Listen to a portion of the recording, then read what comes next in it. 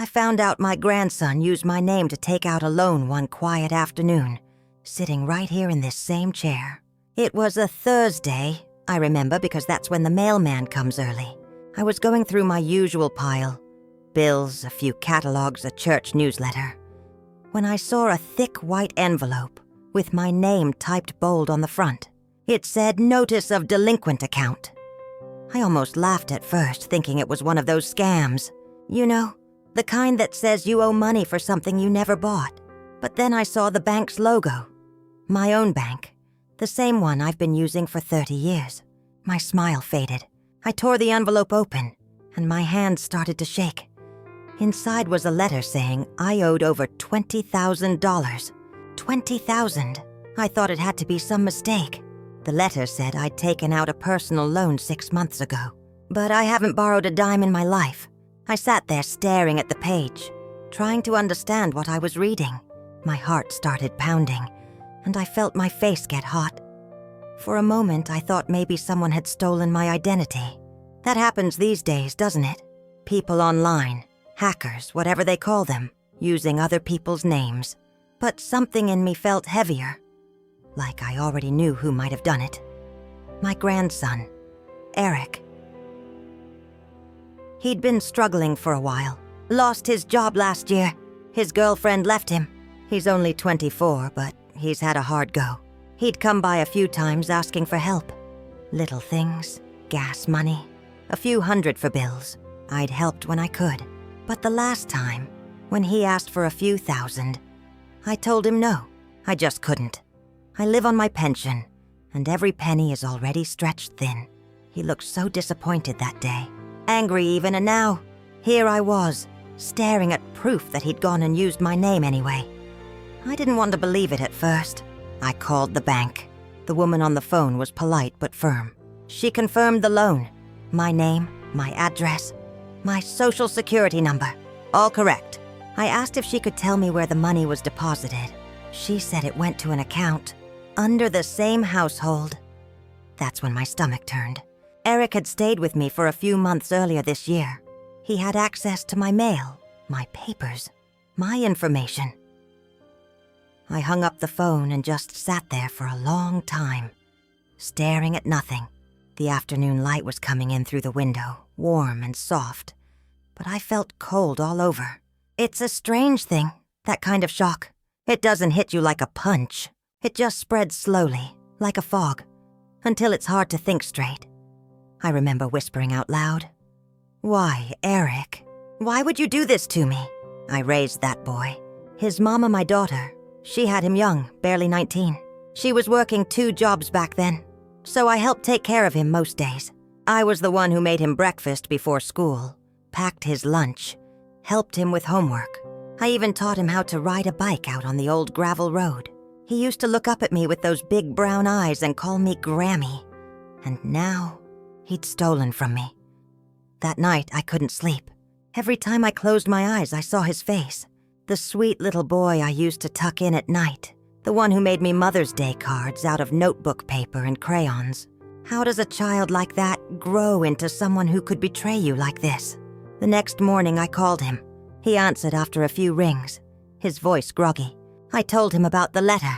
There was silence on the other end. I could hear him breathing, but he didn't say a word. My heart started beating fast again. Finally, he said, "Grandma, I can explain." I didn't even know what to say. I just asked, "Did you use my name, Eric?" He was quiet for a long time, and then he whispered, "Yeah, but I was gonna pay it back." I felt something break inside me right then. Not anger, not yet, just heartbreak. He said he'd been desperate. He needed money to pay off another debt.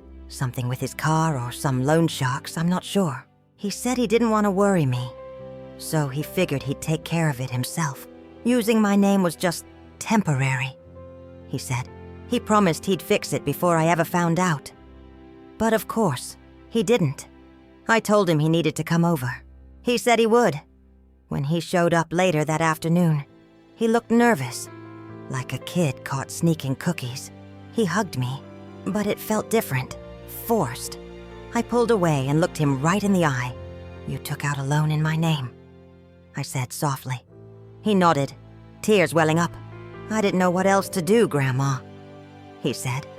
"I thought I could pay it off once I got back on my feet." I wanted to believe him. I really did. But there was this distance in his eyes. That same emptiness I'd seen before when he lied about quitting smoking, or when he said he didn't pawn his mother's necklace. He kept saying he'd fix it, that he just needed more time. But I knew he wouldn't.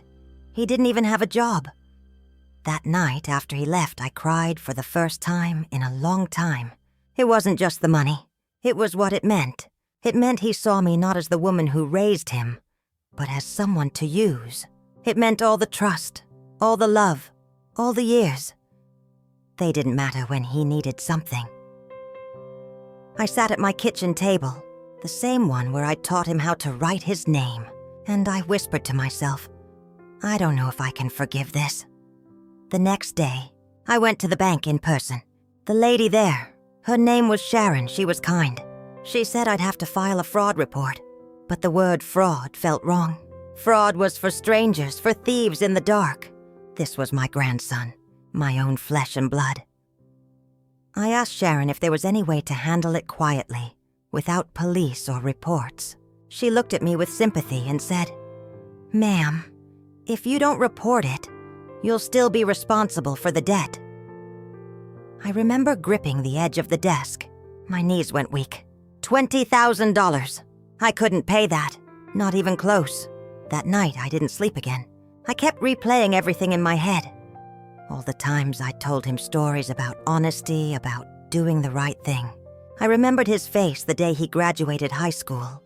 How proud I'd been. I even helped pay for that suit he wore. How could the same boy do something like this? I thought about calling my daughter, his mother, but she and we haven't spoken much lately.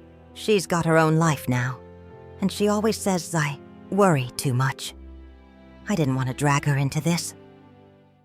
The house felt too quiet that night. Every little sound, the creak of the floor, the hum of the fridge, felt louder. I sat on the couch and stared at the dark window. I saw my reflection looking back at me, and I barely recognized it. I whispered to that reflection, "When did everything change?" That night after Eric left, I sat alone in my living room for a long time. The old clock on the wall ticked louder than it ever had before. Every tick felt like a question I couldn't answer. What are you going to do now, Martha? What kind of grandmother calls the police on her own blood? I kept thinking about how things used to be. There was a time when Eric would sit on this same couch, eating popcorn and watching movies with me. We'd laugh so hard our stomachs hurt. I used to make him his favorite, grilled cheese sandwiches with tomato soup. He'd dunk them right into the bowl and say, "No one makes them like you, Grandma." And now, he was gone from that boy I knew. I didn't know this version of him, the one who could look me in the eye and still take from me. I went to bed that night with my heart heavy. The moonlight slipped through the curtains, falling across my blanket. I couldn't close my eyes. I just lay there, thinking about every choice I'd ever made with him. Maybe I'd been too soft. Maybe I'd loved him too much. The next morning, I got up early, made myself some coffee, and sat down with the letter from the bank again.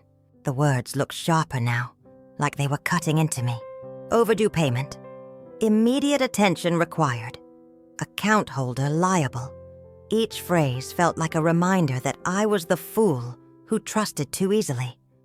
Around 10, I decided to call my daughter Eric's mother.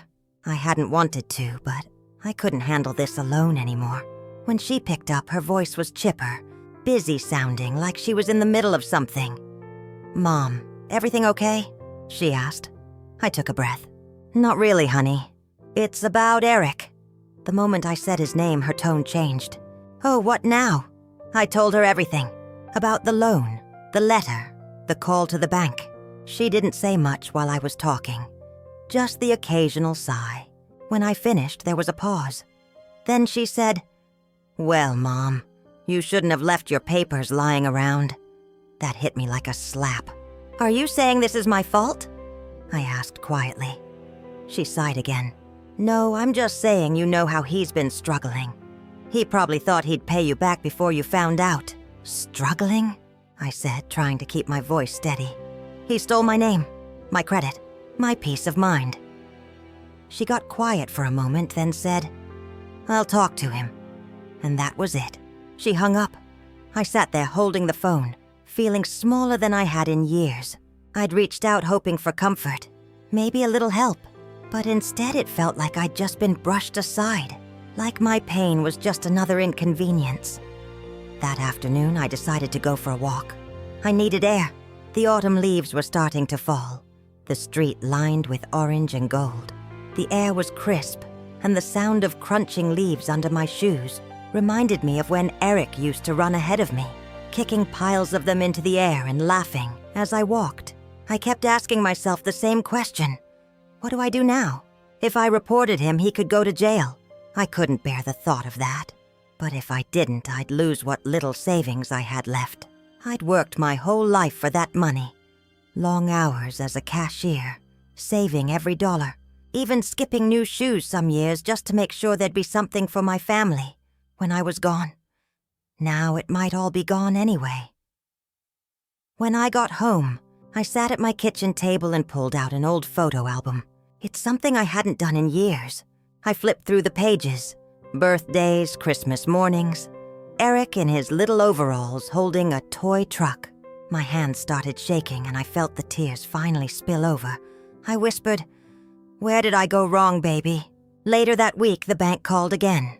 The payments were overdue, and they were sending it to collections if I didn't act. That's when I knew I had no choice. I couldn't just pretend it hadn't happened. So I called the fraud department. The woman who answered was gentle. She asked if I wanted to file an official report. I hesitated for so long she finally said, "Ma'am, you don't have to decide right now." But I said, "No, I'll do it. I have to." My voice cracked as I gave them the details. My name, his name, the dates, everything. Each word felt like a wound. The woman said they'd start an investigation.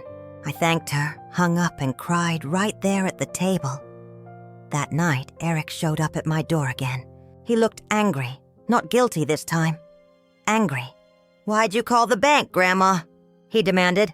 "They froze my account." I stood up slowly. "Because you used my name," I said. "You lied to me." He started pacing.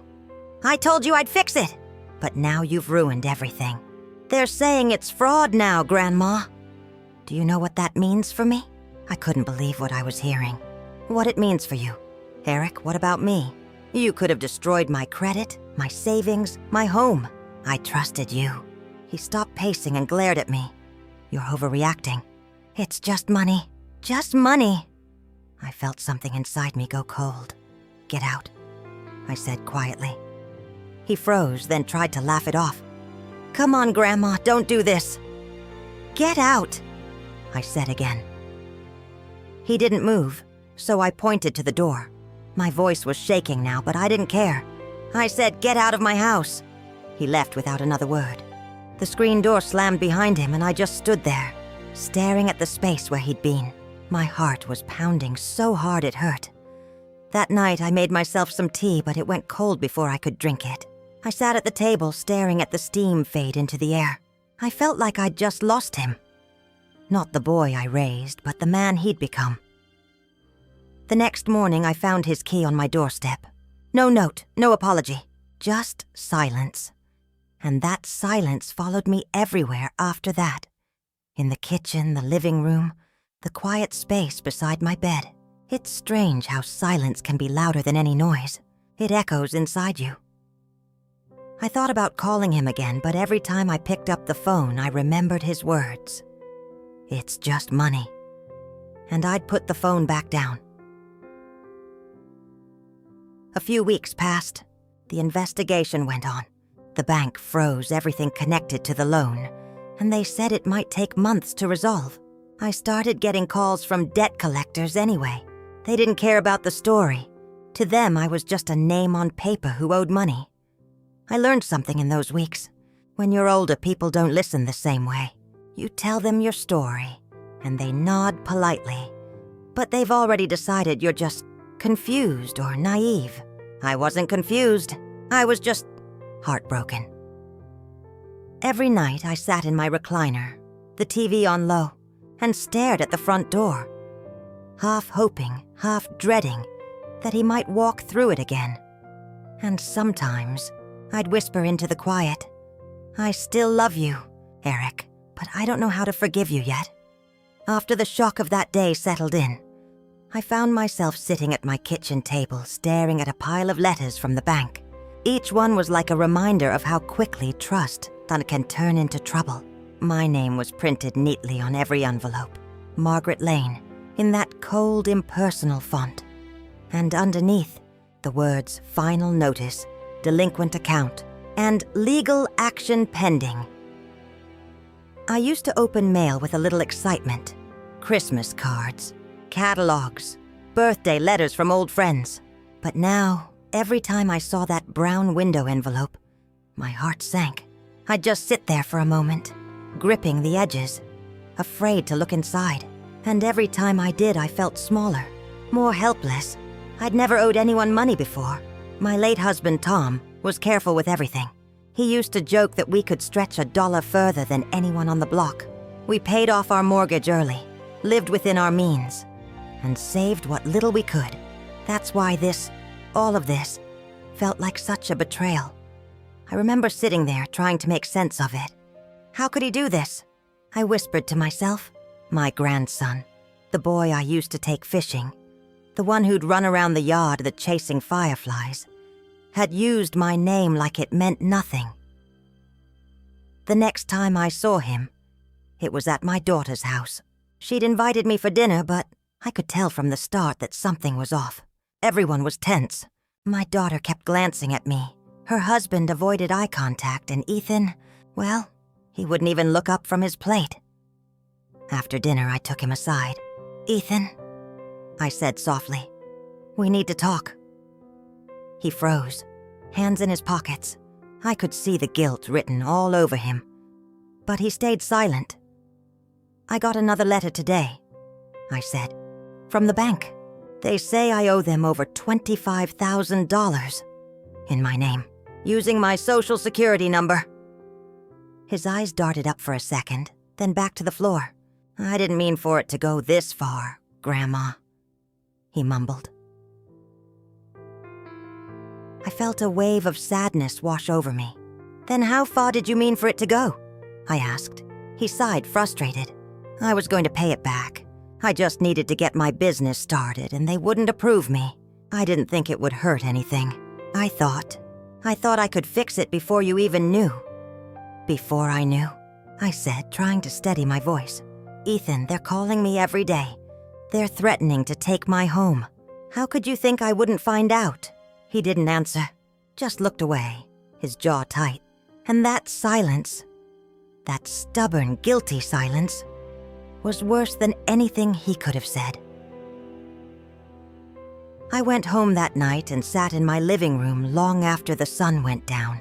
The house was quiet except for the ticking of the old clock Tom had repaired years ago. Each tick seemed to echo the same thought over and over. "He used you. He used you."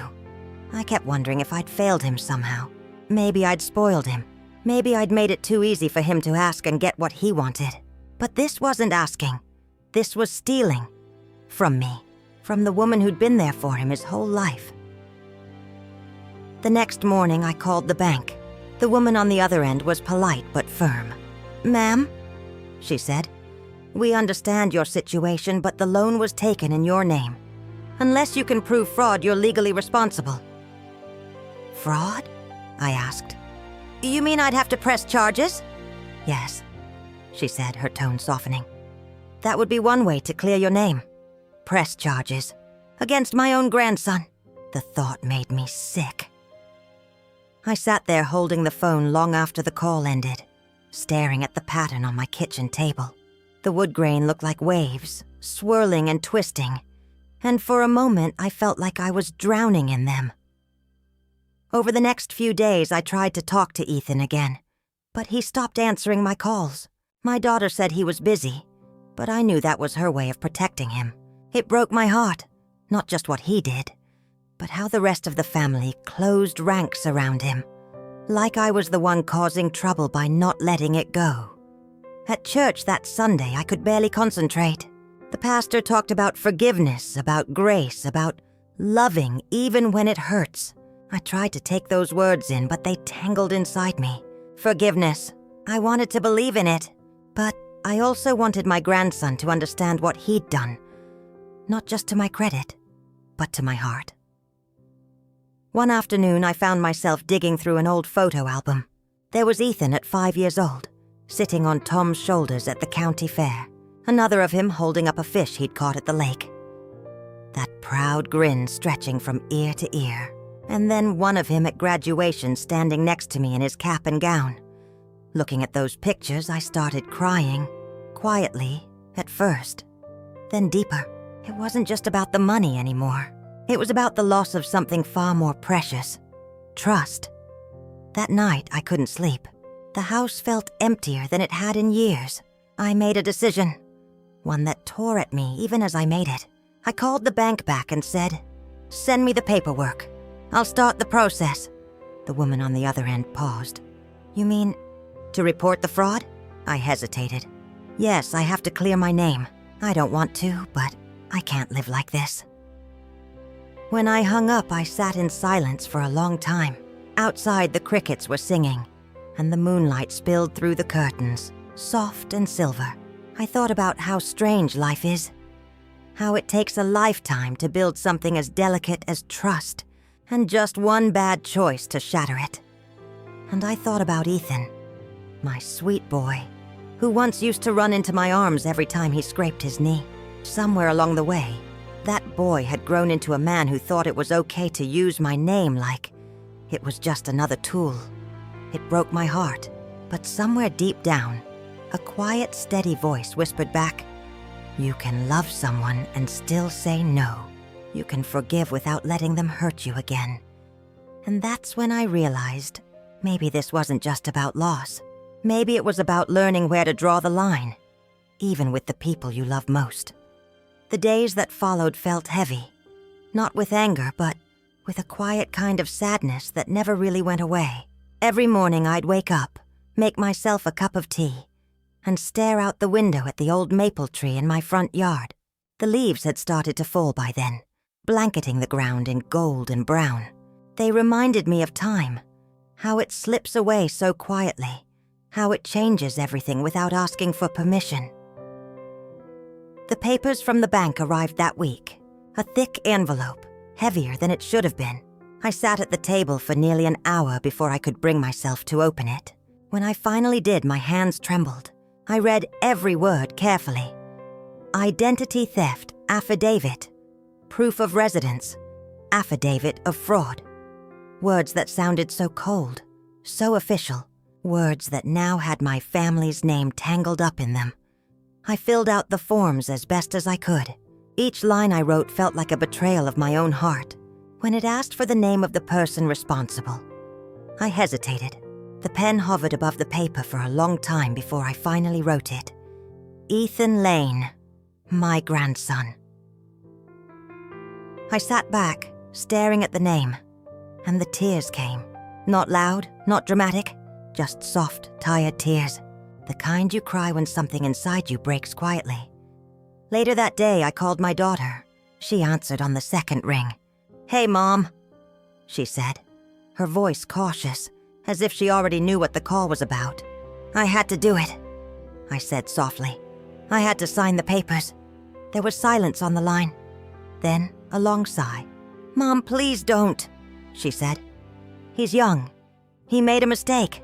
We'll figure it out. Just please don't ruin his life over this." "Ruin his life?" I repeated, my voice trembling. "He used my name to take out a loan, Lisa. I could lose my home. My credit's destroyed. My phone rings day and night with collectors. You call that a mistake?" She didn't answer at first. Then she said, "He didn't mean to hurt you." I closed my eyes.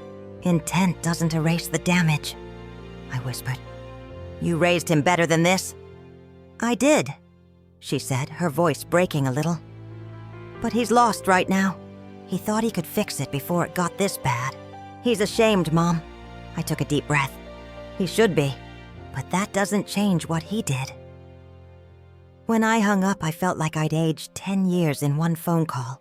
I went to my living room, turned on the old lamp by the window, and just sat there for a while.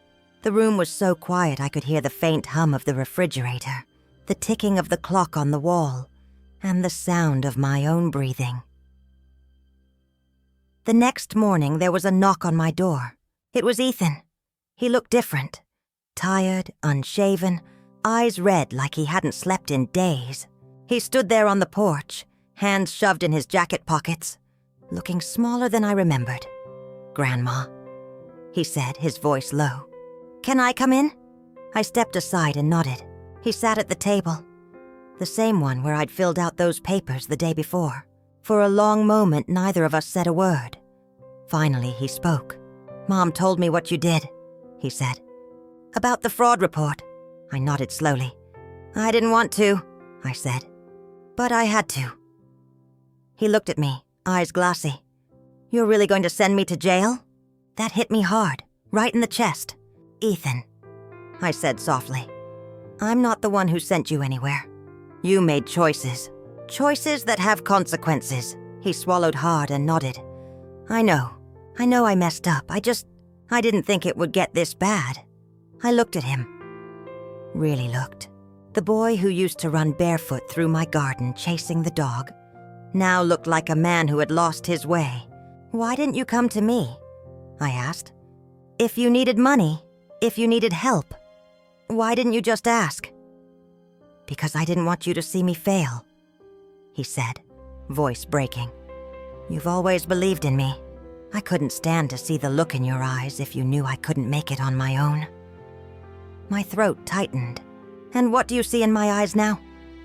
He didn't answer. He didn't have to. The silence between us said everything. He stood up after a while. "I'm going to make it right," he said. "I'll find a way to pay it all back. I promise." "Promises don't fix credit scores," I said quietly. "They don't stop the phone calls." He nodded, shame written across his face. "I know, but I need you to know I'm sorry. Truly sorry." After he left, I sat there staring at the empty chair across from me. It felt heavier somehow, like his apology had settled into the air and refused to leave. The next few weeks were a blur of paperwork, phone calls, and exhaustion. But through it all, I kept thinking about him. Not as the man who hurt me, but as the little boy who used to call me Grams and draw me pictures with hearts and stick figures. Forgiveness didn't come easy. Some days I wanted to tear up the forms, call the bank, and tell them to forget the whole thing.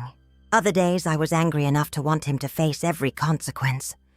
But mostly I just felt tired. Tired of being the one who loved everyone enough to let them hurt me. Then one morning, as I was making my coffee, I saw him again. This time through the window. He was standing at the curb, holding an envelope. I opened the door before he could knock. "I sold my car," he said quietly. "It's not much, but it's a start." He handed me the envelope, a few $1,000s in cash. "I'll keep paying it back, Grandma. I promise." I took the envelope, my hands trembling. For the first time in a long while, I saw something honest in his eyes. Guilt, yes, but also determination. Maybe even a little hope. I didn't say much, just nodded and whispered, "Thank you." That night, as I sat by the window watching the streetlights flicker, I realized something. Sometimes love isn't about pretending nothing happened. Sometimes it's about facing the broken pieces and deciding which ones are still worth keeping. And maybe, just maybe, some of them still are. The months that followed moved slowly, the kind of slow where the days blend together and the seasons change without you even noticing. Winter came and went, and by spring the snow on my porch had melted away, leaving behind that damp smell of earth and old leaves. I'd sit there most mornings with my coffee, the same chipped mug I'd had for years, watching the world go on like it always does. The debt situation was still messy, but it wasn't as bad as it had been. The bank believed my claim after months of back and forth. They removed my name from the loan, though my credit score was still bruised from it all. But honestly, by then I didn't care much about numbers anymore. What mattered more to me was that I could finally breathe again. Not because the burden was gone, but because I had stopped holding my breath. Ethan came by every Sunday. At first, it was awkward. Stiff conversations, long silences. Him helping me fix small things around the house to avoid talking too much. But little by little, we found our rhythm again. He'd show up with groceries, sometimes a bunch of flowers, sometimes just a cup of coffee from that cafe he liked downtown. And each time I saw a bit more of the boy I used to know. One Sunday, he brought me a photo frame. It was simple, wooden, a bit rough around the edges. Inside was an old picture. Me holding him when he was just a baby. Both of us laughing, his tiny hands clutching my necklace. I hadn't seen that photo in years. "Where'd you find this?" I asked, my voice catching. "In one of your old albums," he said with a small smile. "Thought it should be out, not tucked away." I looked at the photo for a long time before setting it on the mantel. "You were such a happy baby," I said softly. He smiled a little sadly. "You made me that way." Something about the way he said it made my chest ache. It was a quiet apology, the kind that didn't need more words. As the weeks turned into months, our visits became something I started to look forward to. We didn't talk about the loan anymore. We didn't need to. Some things were better left as lessons than conversations. He picked up extra shifts at work and, true to his word, kept sending me small payments. I didn't need the money anymore. Not really. But each envelope that arrived felt like a step towards something healing. It wasn't about the cash. It was about the effort, about him trying. One afternoon, I was sitting on the porch when he came by again. The sun was setting, painting the sky with orange and gold. He sat beside me quiet at first, then said, "Grandma, I'm moving out of state. Got a better job offer." I looked at him, trying to keep my smile steady. "That's good, honey. You deserve a fresh start," he nodded. "I'll come visit, I promise." I chuckled softly. "You and your promises." He laughed too, but then turned serious. "No, this one, I mean." He reached over and squeezed my hand. "I wouldn't be where I am without you, Grandma.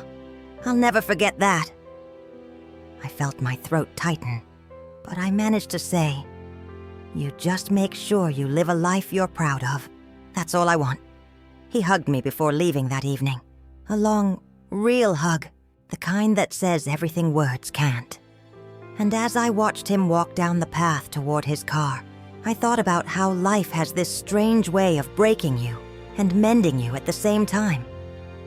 After he drove away, I sat there until the sky turned dark. The crickets started their song and the porch light flickered on automatically. I took a deep breath, feeling the quiet settle around me. It wasn't loneliness anymore. Not really. It was peace. A tired, gentle peace. I still think about that whole ordeal sometimes. About how trust can be so fragile. How even love can get tangled up in mistakes. But I also think about how forgiveness isn't just for the other person. It's for you. It's how you stop carrying what's already too heavy to bear. I kept that photo of us on the mantel. Every now and then I dust it off and smile. Because despite everything, he's still my grandson. And love, no matter how bruised, doesn't just vanish. It bends. It hurts. It falters. But if it's real, it finds its way back. So if you're listening to this and you've been through something similar, if someone you love has hurt you in ways you didn't deserve, I hope you know it's okay to still love them. It's okay to miss them. And it's also okay to choose peace over pain. Because in the end, life's too short to stay angry forever. And before you go, if my story touched your heart even a little, please take a second to like this video, share it with someone who might need to hear it, and subscribe to the channel. There are so many stories like mine. Stories of love, loss, and the small, quiet strength it takes to keep going. So stay with me. There's more to tell.